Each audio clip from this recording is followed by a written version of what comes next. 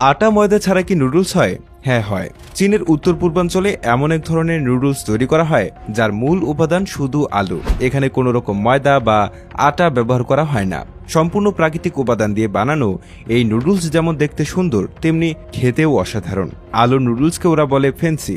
এই নুডলস তৈরির জন্য প্রতিদিন কারখানায় ট্রাক ভর্তি তাজা আলু আনা হয়। প্রথমে প্রচণ্ড বেগে পানির ধারা দিয়ে আলুগুলোর উপরে মাটি ও ময়লা ধুয়ে ফেলা হয়।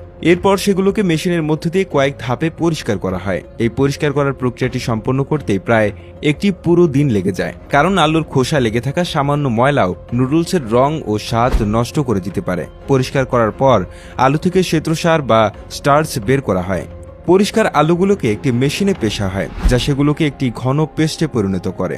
এরপর সেই পেস্ট থেকে পানি দিয়ে ধুয়ে স্টার্চ এবং আলুর অন্যান্য অংশ আলাদা করা হয়। এই প্রক্রিয়ায় কয়েকবার ফিল্টার করা হয়, যাতে শুধু বিশুদ্ধ শ্বেতসারই অবশিষ্ট